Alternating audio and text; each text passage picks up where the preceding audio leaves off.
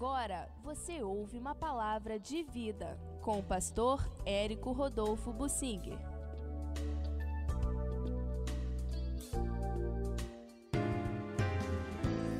Eu quero falar sobre Davi, como ele utilizou as últimas poupanças antes de morrer.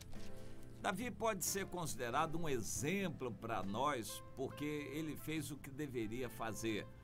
Ele utilizou as riquezas, as bênçãos de Deus, os ganhos que vieram de outros países, ele utilizou para a alegria e felicidade do povo, bem como para abençoar a obra de Deus aqui na terra.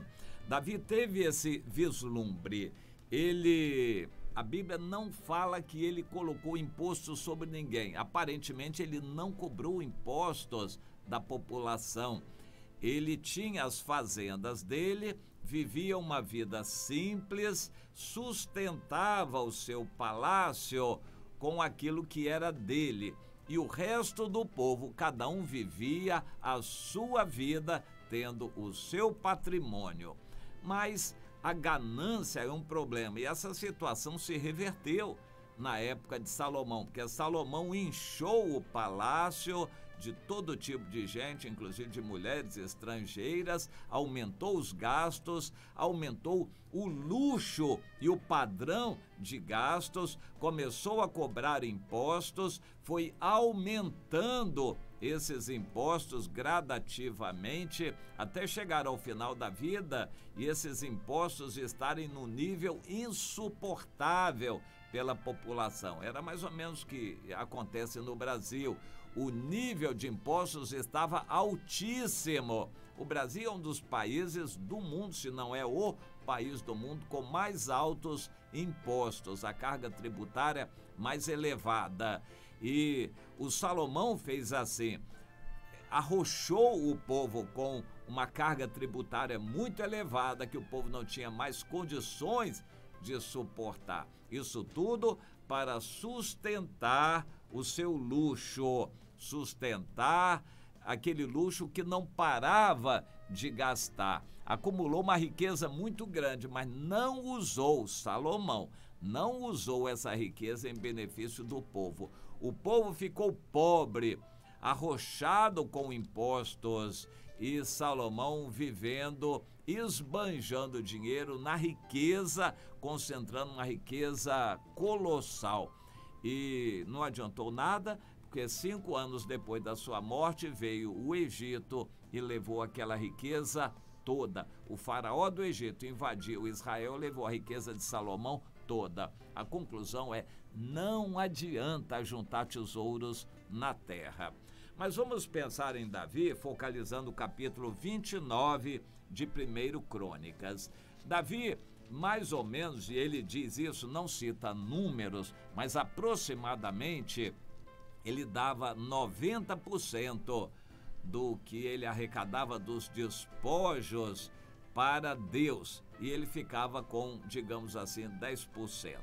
Talvez ele ficasse até com menos, mas vamos tomar isto como referência. E eu conheci pessoas que faziam isto. Por exemplo, o Rick Warren dos Estados Unidos diz que ele dá 90% do que ele ganha, ele não recebe da igreja, ele recebe só com os livros que ele vende, 90% do que ele ganha ele dá para a obra de Deus. Ele fica só com 10%, mas não estava satisfeito, queria menos ainda. Eu conheci também no Brasil gente que fazia mais ou menos isto. E o Davi, no capítulo 29 de 1 Crônicas, diz que fazia isto. A maior parte do que ele arrecadava era guardada para formar um fundo de construção de um templo que seria colossal. Deus não deixou que aquele templo fosse colossal, mas deu a liberdade de Salomão enriquecer aquele templo. Por exemplo, Deus não exigiu ouro, mas o Salomão quis fazer um templo muito rico. Não adiantou nada porque o templo acabou sendo destruído depois. Mas Salomão quis ornar o templo, já que ele não tinha o direito, Deus não deu esse direito de aumentar o tamanho do templo, ele tornou o templo muito rico e enfeitou a parte de fora do templo. O propósito de Davi era fazer um templo muito grande, mas Deus não permitiu. No entanto, Davi guardou muito dinheiro e fez um fundo de poupança para este templo. Mas quando Davi viu que se aproximava a morte dele, congregou o povo, chamou seu filho Salomão, que já estava designado para ser rei no lugar dele, e disse mais ou menos o seguinte: povo, todos vocês que estão me ouvindo, eu dei para meu Deus a maior parte do que eu arrecadei, mas aquilo que eu reservei para mim, para minha poupança pessoal, o meu filho Salomão não vai precisar. Eu vou dedicar a Deus também. E eu sei que toda a riqueza e toda a glória vem de Deus. Então, é para Deus que agora eu quero dar tudo o que eu reservei para mim. Porque ele disse: Senhor, tudo vem de ti. Davi falou e depois orou. Tudo vem de ti, Senhor. E se nós damos alguma coisa, é porque é das tuas mãos que estamos dando. Mas eu quero dar, Senhor, agora tudo que eu ainda reservei para mim, porque eu já estou para morrer e não vou precisar mais disso. Tudo que eu guardei para mim, aquilo que eu reservei para mim, eu quero dar também para o Senhor de todo o meu coração. E exortou os seus companheiros, oficiais e líderes a fazerem o mesmo. Quem dentre vós está com o coração aberto e também quer dar para o Senhor, que o faça agora, que contribua voluntariamente para o Senhor. E eles deram também muito. O Joabe, comandante do exército, a Bíblia cita nominalmente, e os outros que deram também do seu patrimônio voluntariamente para Deus. E assim aumentaram aquele fundo de construção do templo que Salomão pôde usar.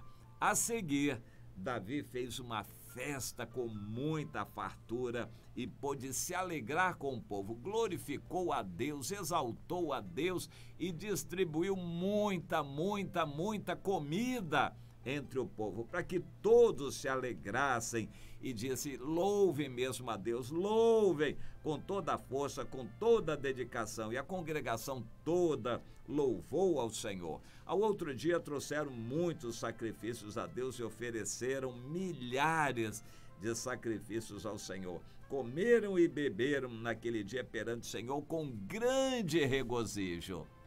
Bom, eu quero tomar este exemplo de Davi e trazer como uma recomendação para você. Meu irmão, se você passou a vida dando para Deus o melhor, mais do que o dízimo, com amor, dedicando a Deus a obra dele, você fez boa coisa, porque ajuntou tesouros no céu. Se você não fez, está na hora de fazer. Mas mesmo que você já tenha feito isso, dado para Deus a maior parte e ficou com a pequena parte, faça como Davi, dê a pequena parte também. Mas por quê? Porque nós estamos para partir a qualquer momento. Jesus está para voltar a arrebatar a sua igreja a qualquer momento. Então, por que você vai ficar ainda mantendo patrimônio, propriedades e dinheiro e muita poupança aqui na terra? Um pouquinho de poupança para alguma emergência é uma coisa, mas ficar juntando muitos tesouros, isso é perder oportunidade. A oportunidade de quê?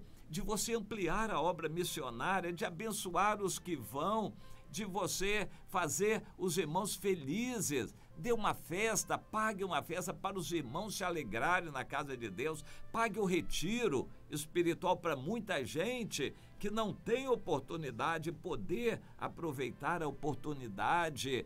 Gaste o seu dinheiro da poupança com o fazer pessoas felizes e dar oportunidade de pessoas se alegrarem na presença de Deus.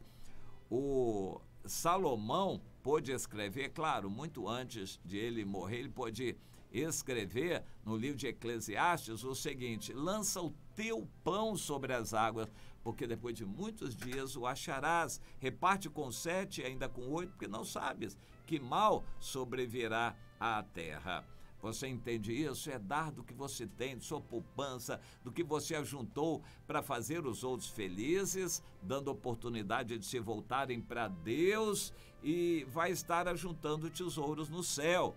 Foi isso que Jesus disse para o jovem rico. Ele queria saber como é que eu vou seguir o evangelho direitinho, qual é a religião verdadeira. Olha, a religião verdadeira é você cumprir os mandamentos. Isso eu procuro cumprir. Então tá, distribua tudo o que você tem com os pobres, você já vai ter um tesouro no céu, depois você vai poder me seguir. Aí sim você vai poder me seguir. Tem muita gente que pensa que pode seguir a Jesus amarrada com dinheiro, recursos e patrimônio, muitos bens materiais. Isso é peso que atrapalha a sua caminhada cristã. Isso amarra você neste mundo e a qualquer momento pedirão a tua alma. E o que tens preparado para quem será? Pense nisto, meu irmão. O evangelho não é para enriquecer ninguém, nem para juntar tesouros na terra. Nós não estamos na época do Antigo Testamento. Nós ajuntamos tesouros no céu e não sabemos a que hora vamos partir, mas invista o que você tem, faça como Davi. Meu pai fez isso e foi muito feliz. Nos últimos anos da vida dele, começou a abrir o coração e dar. Deus honra a quem obedece a palavra. Jesus disse: vendei vossos bens e dai esmola. Está mais do que na hora. Gente precisando não falta.